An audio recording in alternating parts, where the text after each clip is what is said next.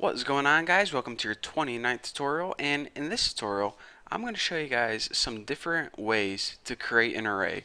The first way I'm going to show you guys is how to create an array by you basically tell it how many things you're going to store in it, and then you store the things in it. So unlike before where you do everything at once, this is just a different way where you can create an array. So the first thing that we need to do is create the array and tell it how many items we're going to store in it. So I'm going to make an array called things, and of course you set it equal to new array, and instead of listing all your items in there, what you need to do is just list a number. So I'm going to say 3. This tells our array that we're going to store 3 items in it. So now what we need to do is we need to treat each index like a variable and assign it a value. But remember, we don't start at 1, then go to 2 to 3. Since we're storing 3 things in it, we start with 0, and then we go to 1, and then we go to 2. So even though we said we're going to store 3 things in you, we actually never use the index of 3, just 0, 1, and 2. In 0, 1, and 2, that's 3 things. So in order to assign values to these variables, things, 0, and then you just assign a value to this, like, I don't know, what's one thing? Jersey Shore. Looks good. So now what we need to do is we need to do this 2 more times. So just go ahead and copy this, and just like that, easy. There we go. So things 0, 1, and 2. So we can list Jersey Shore in all of them, but let's go ahead and list Jersey Shore. Brian Regan. That's one of my favorite comedians. And also, as a third one, the New Boston. So now what we did is this.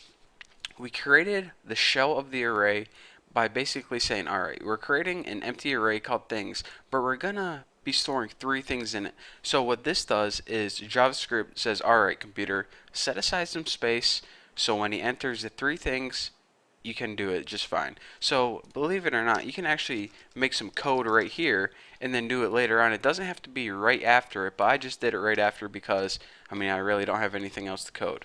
So just like before, whenever we want to access one of our items in our array, let's just go ahead and print it out on the screen. Document write. You do it just like normal. Type the name of your array and then the index just like that. Now whenever you print it out, check it out. The New Boston.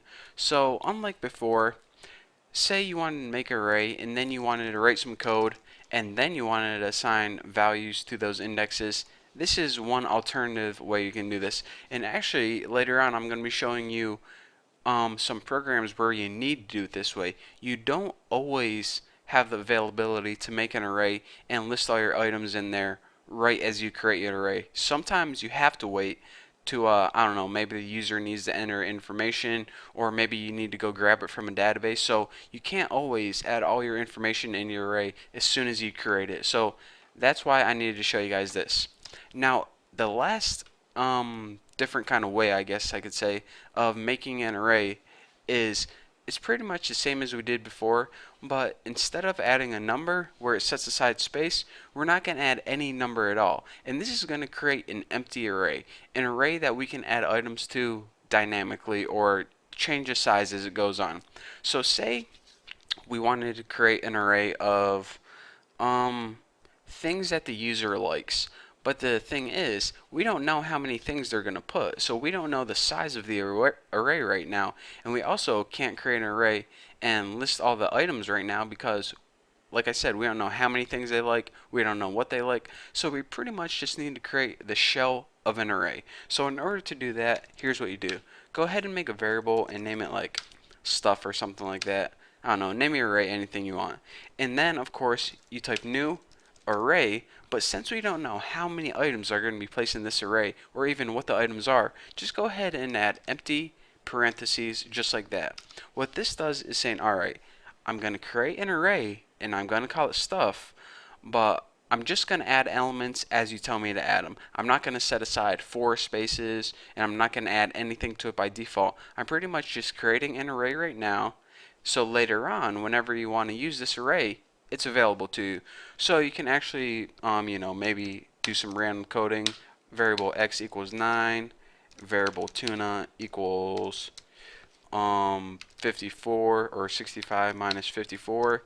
and you do all your coding you need to. And then later on, when you say, hey, I actually need to use that array right now, here's what you do. Just go ahead and take whatever index you need to store that value in and store anything you want in it, like Baconator, just like that. Looks pretty good. And then you can do this as many times as you want. So you're not limited to, 4 spots or 3 spots or whatever. You can go ahead and add your items dynamically as you need them. So stuff 1 equals old pumpkins, just like that.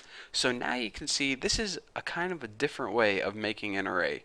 Like I said, this pretty much just creates an array that you can use later on. And then of course, whenever you need to actually use those indexes, you can, just like we have always before, document dot write, and then just go ahead and type the name of your array, which was stuff, and type the index, which was 1, and this should print out old pumpkins on the screen.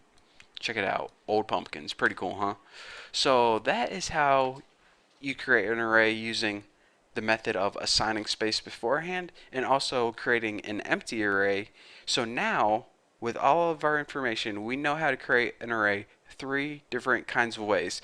And you might think, alright, I just use the one whatever works for me, whatever I think is the best. Well, sometimes you can do this, but other times when you're writing a program, you need to use one over the other. It's a lot better too. So keep all of these in mind. Just don't remember one of them and think that you can forget about the other two. So anyways, that's all I have for you right now. So thank you guys for watching. Don't forget to subscribe, and I'll see you next video.